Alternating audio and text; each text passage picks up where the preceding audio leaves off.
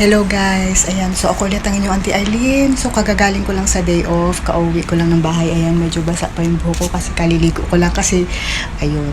Dito kasi sa amin guys, pagka galing ka sa labas, usually dito, pagbalik mo ng bahay, naliligo talaga para hindi mo maano yung parang dumi galing sa labas, ganun. So yun, at saka dito, bago matulog, shower talaga para malinis kang humiga sa higaan.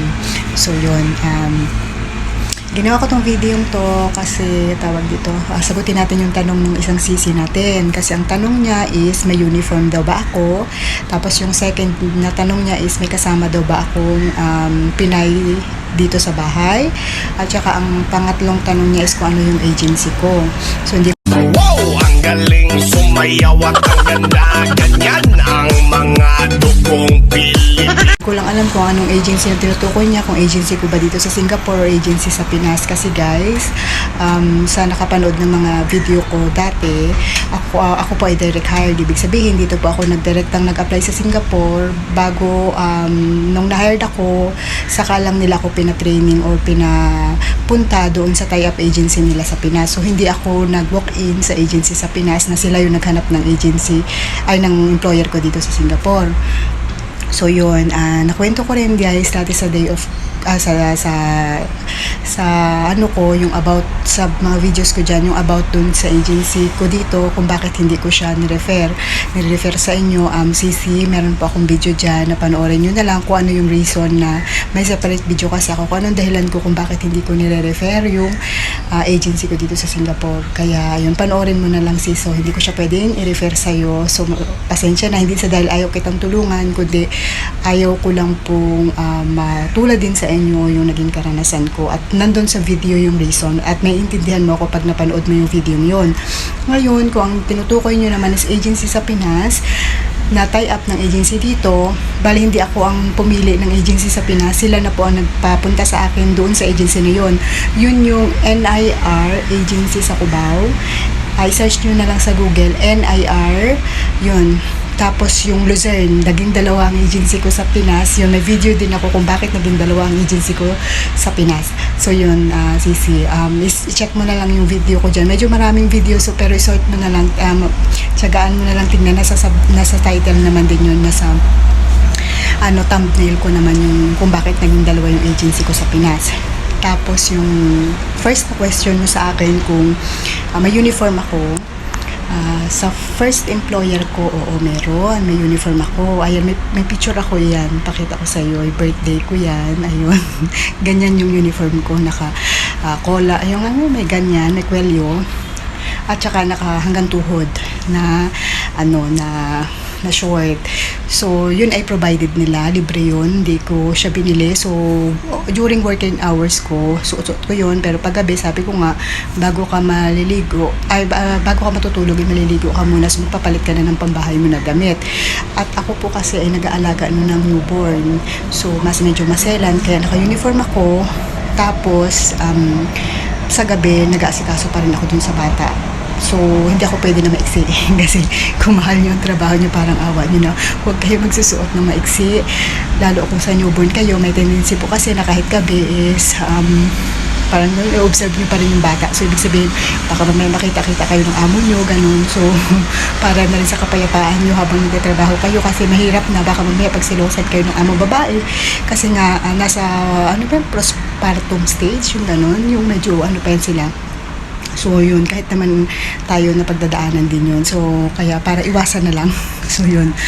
Tapos, yung pangalawa is kung may kasama daw ako. Ay, pero dito sa pangalawang amo ko, kasi sabi ko, diba, nakadalawang amo na ako. Yung sa pangalawang amo ko, wala. Ayan.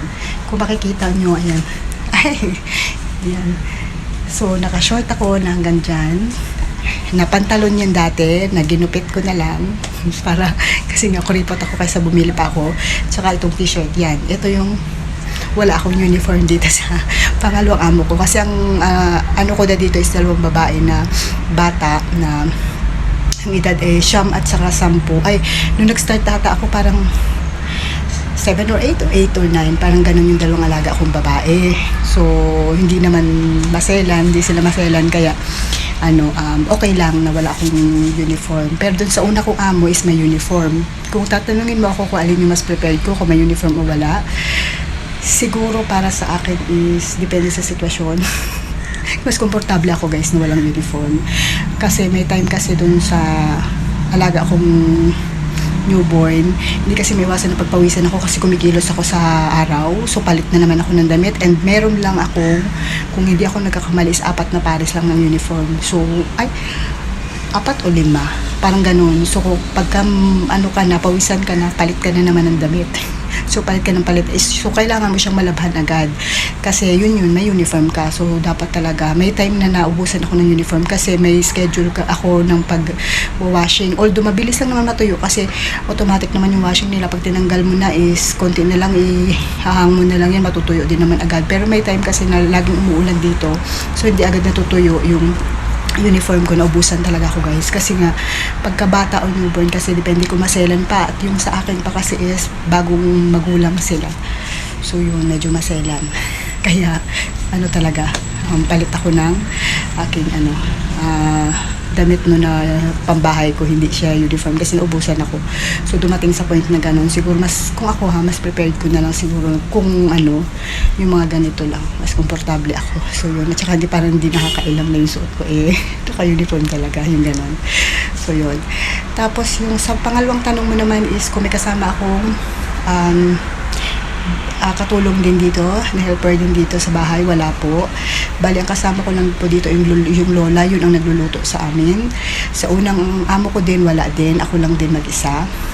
So, kung aanuhin mo is, may disadvantage at disadvantage kasi yung pag mag-isa ka lang naman nagtatrabaho. Pero ako mas okay ko na lang kasi yung akin kasi is maalwan lang naman. Hindi ko naman kailangan talaga ng dalawa ang maging kasama sa bahay kasi minsan kasi guys, yun pa yung nagiging cause ng hindi, alam naman natin kahit kapwa natin Pilipina, minsan hindi ko nila lahat, pero dyan talaga nagkakaroon ng cause ng hindi ko alam kung inggitan or nagkakaroon ng basta nagkakairingan. So para iwas na lang, at saka baka magkaroon pa ng sipsipan sa amo, hindi ko nila lahat, pero may case kasi na ganun din talaga na nag-anuhan pa na sila. So yun, kaya ako preferred ko na wala din doon kasama.